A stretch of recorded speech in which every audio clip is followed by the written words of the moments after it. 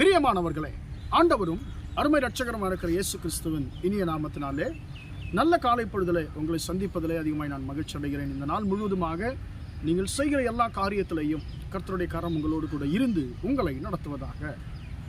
சங்கீதங்களின் புஸ்தகம் 141 சங்கீதம் 10 வசனம் இப்படியாக சொல்லுகிறது. நான் அதை உங்களுக்காக வாசிக்கிறேன். அன்பர்களுடைய பிள்ளைகளே, அந்த வசனம் என்ன சொல்லுகிறதுன்னு சொன்னால், துன்மார்கர் தங்கள் வலைகளில் அகப்படுவார்களாக, நானோ அதற்கு தப்பி கடந்து போவேன் என்று சொல்லி அந்த வார்த்தை சொல்லுகிறது.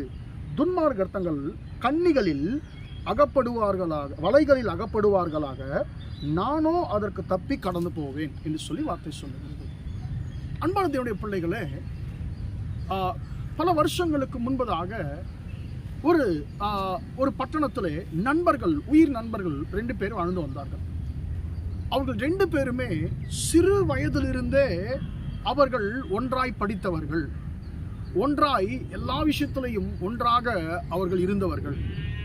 அவர்கள் உடை உடுத்தினாலும் கூட ஒன்றாகத்தான் உடை உடுத்துவார்கள். அன்பான தேவனுடைய பிள்ளைகளே, அவர்கள் ஒன்றாய் படித்தார்கள், ஒன்றாய் வளர்ந்தார்கள். அவர்கள் திருமணம் செய்த பின்பு கூட ஒரே ஃபீல்டிலே, ஒரே வியாபாரத்திலே அவர்கள் இருவரும் ஈடுபட்டு கொண்டிருந்தார்கள். அன்பான தேவனுடைய பிள்ளைகளே, அதில் ஒருவர் ரட்சிக்கப்பட்டவர், இன்னொருவர் உலகத்தான். அன்பான தேவனுடைய பிள்ளைகளே, இப்போ இவர் ரட்சிக்கப்பட்ட ஒரு மனுஷன் மற்ற நண்பனை காட்டிலும் கொஞ்சம் வியாபாரத்தில் முன்னேற ஆரம்பித்தார். அது இந்த மனுஷனுக்கு, உலகத்தில் வாழ்கிற மனுஷனுக்கு பிடிக்கல. என்று சொன்னால் அவருக்கு குடி மற்ற பழக்கங்கள் இருக்குது. இவருக்கு எந்த பழக்கம் இல்லாதனால இவர் நேர்மையை பார்த்து இவருக்கு நிறைய கஸ்டமர்கள், அதாவது நிறைய வாடிக்கையாளர்கள் இவருக்கு சேர ஆரம்பித்தார்கள். வியாபாரத்தில் ஒரு நல்ல வளர்ச்சி இருந்தது. ஆனால் இந்த மனுஷனுக்கு மற்றொருவருக்கு பெரிய வளர்ச்சி இல்லை, அவரிடத்துல நேர்மை இல்லை, உண்மை இல்லாததுனால அவருடைய வியாபாரம் சரிய ஆரம்பித்தது. அப்பொழுது அவர் நினைத்தார், என்னுடைய சரிவுக்கு காரணம் என்னுடைய நண்பன் தான் என்று சொல்லி. அப்போ அவர் ஒரு கட்டத்தில் யோசிக்கிறார், இதுக்கு மேலே இவனை விட்டு வச்சா இவன் என்னுடைய வாழ்க்கையை பாழாக்கி விடுவான், என்னுடைய பிஸ்னஸ் என்னுடைய வியாபாரம் இவனால் முற்றிலுமாக அழிஞ்சு போயிடும், இவன் இதுக்கு பிறகு இந்த வியாபாரத்தில் இருக்கக்கூடாது, இவன் பூமியில் இருக்கக்கூடாதுன்னு சொல்லி ஏதாவது ஒன்று செய்ய வேண்டும் என்று சொல்லி, அன்பான தேவனுடைய பிள்ளைகளே, அவர் முயற்சிக்கிறார். பல விதங்களிலே அவர் முயற்சிக்கிறார். இவருடைய நற்பெயரை கெடுக்கும்படியாக பல விஷயங்களை அவர் முயற்சிக்கிறார். ஆனால் ஒன்றுமே நடக்கலை. கடைசியில் எனக்கு அன்பான தேவனுடைய பிள்ளைகளே, என்ன நடக்குது என்று சொல்லி பார்க்கும் பொழுது, அவர் பயணிக்கிறதான வாகனத்தில் ஏதாவது ஒரு காரியத்தை செய்யணும் என்று சொல்லி, அன்பான தேவனுடைய பிள்ளைகளே, இவர் பயணிக்கிறதான வாகனத்தில் ஏதாவது ஒரு செய்யணும்னு சொல்லி என்ன செய்கிறாருன்னு கேட்டிங்கன்னு சொன்னால், அதில் ஏதாவது ஒன்று செஞ்சுட்டு அந்த வாகனத்தில் போகும்போதே இவர் மறிக்க வேண்டும் என்று சொல்லி, அந்த வாகனம் கட்டுப்பாட்டை இழந்து, அவர் ஸ்டார்ட் பண்ணிட்டு போகும்போதே கட்டுப்பாட்டை இழந்து அது போயிடும், அது வேற எங்கேயாவது விழுந்து நொறுங்கும்படியான சில ஏற்பாடுகளை அவர் செய்கிறார். அன்பான தேவனுடைய பிள்ளைகளே, இவரும் அவருடைய நண்பரும் ஒரே வாகனத்திலே இவர்கள் பயணித்துக் கொண்டிருக்கிறார்கள். ஒரு கட்டத்தில் இவர் என்ன செய்கிறாருன்னு சொன்னால், எப்படியாவது இவன் அந்த காரில் விட்டுட்டு நாம் இறங்கிடணும், நாம் இறங்கின பின் இவன் எப்படியாவது மறித்து விட வேண்டும் என்று சொல்லி, ஒரு வாகனம் ஓட்டுகிறதான ஒரு மனுஷனை அன்றைக்கு கூட அழைத்து கொண்டு போய் அந்த மனுஷனுக்கு எல்லாவற்றையும் சொல்லிக் கொடுத்து இவங்க 2 பேரும் பயணிக்கிறாங்க.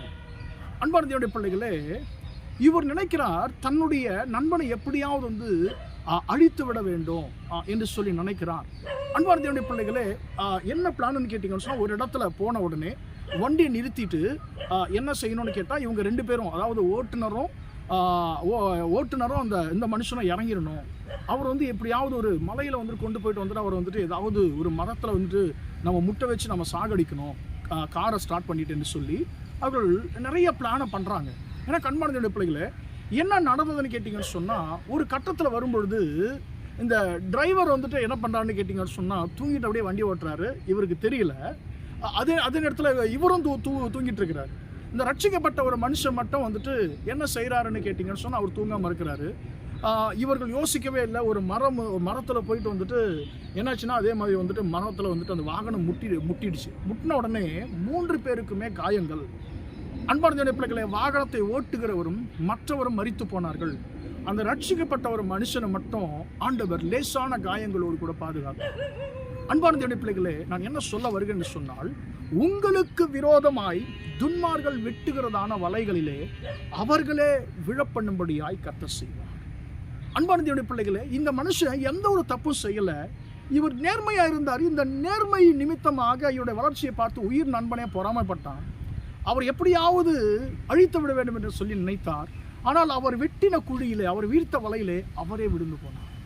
அன்பான தேவனுடைய பிள்ளைகளே, ஷாத்ராக், மேஷாக், அபேத்நேகோ என்ற மனுஷர்களை குறித்து நாம் பைபிளில் பார்க்கிறோம். அன்பான தேவனுடைய பிள்ளைகளே, தானியேலை குறித்து பைபிளில் பார்க்கிறோம். தானியேல் ஜெபம் பண்றாரு. தானியேல் மேலே எப்படியாவது குற்றம் சாட்ட வேண்டும் என்று சொல்லி அவருடைய எதிரிகள் நினைக்கிறார்கள்.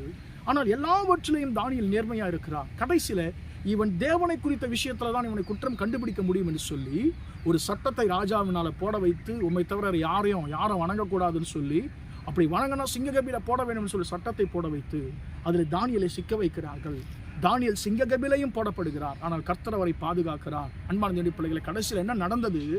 தானியேலை அந்த சிங்ககபிலிருந்து ராஜா தூக்கி விட்டார்.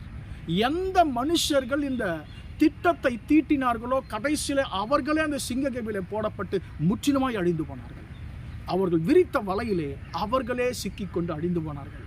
அன்பான தேவனுடைய பிள்ளைகளே, உங்கள் சத்துருக்கள் உங்களுக்கு விரோதமாய் மர்மமான முறையிலே வலைகளை விரிக்கிறார்களா? உங்களை சிக்க வைக்கும்படிக்கு, உங்களை பிரச்சனைக்குள்ளாக்கும்படிக்கு, உங்கள் நற்பெயரை கெடுக்கும்படிக்கு யாரு செய்யறாங்க, என்ன செய்யறாங்கன்னு தெரியல, ஏதாவது ஒரு பிரச்சனை எனக்கு உண்டாக்கி கொண்டே இருக்கிறாங்க, யார் என்று சொல்லி தெரியவில்லை என்று சொல்லி நீங்கள் சொல்லிக் கொண்டிருக்கிறீர்கள். கர்த்தர் சொல்லுகிறார், அவர்கள் விரித்த வலையிலே அவர்களையே நான் அகப்பட பண்ணுவேன், உன்னை நான் தப்புவிப்பேன் என்று சொல்லி ஆண்டவர் சொல்லுகிறார். எனவேதான் சங்கீதக்காரன் சொல்லுகிறார், ஆண்டவரே, துன்மார்கர் விரித்த வலையிலே அவர்களே அகப்படுவார்களாக, நானோ அதற்கு தப்பி கடந்து போவேன்.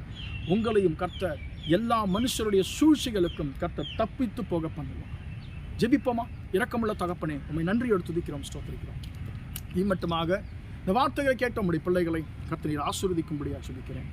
ஆண்டவரே, துன்மார்கர் விரித்த வலையில் ஆண்டவரே அவர்களையே நீர் ஆண்டவரே அவர்களே அகப்படுவார்களாக என்று சொல்லி ஆண்டவரே இந்த வார்த்தை சொல்லுகிறது. உம்முடைய பிள்ளைகளுக்கு விரோதமாய் ஆண்டவரே துன்மார்கர் ஆண்டவரே பாஸ்தோத்திரம் விரிக்கிற வலைகள் ஆண்டவரே பாஸ்தோத்திரம் அவர்களே சிக்கிக்கொள்ளட்டும். ஆண்டவரே, உம்முடைய பிள்ளைகளையும் தப்புவிக்கும்படியாக சொல்லிக்கிறேன். உம்முடைய பிள்ளைகளுக்கு விரோதமாய் விரிக்கப்படுகிற சதி வலைகள் இருந்து ஆண்டவரே உம்முடைய பிள்ளைகளை தப்புவித்து நீ ரட்சிக்கும்படியாக சொல்லிக்கிறேன். தகப்பன ஆண்டவரே, அவளுக்கு விரோதமாய் தீட்டப்படுகிற சூழ்ச்சிகள் இயேசு நாமத்தினால வாய்க்காமல் போகட்டும் என்று சொல்லி ஜெபிக்கிறேன். கர்த்தர் நீரே பாதுகாத்து கொண்டு நடத்தும். இந்த நாள் முழுவதுமாய் உடைய பிள்ளைகள் செய்கிற எல்லா காரியத்திலையும் உடைய கரம் கூட ஆசீர்வதிக்கட்டும் என்று இயேசு நாமத்தில் ஒப்பு கொடுத்து ஜெபிக்கிறேன். ஜீவனுள்ள நல்ல ஆமென், ஆமென். பிரியமானவர்களே, கர்த்தர் உங்களை ஆசீர்வதிப்பார். Praise the Lord.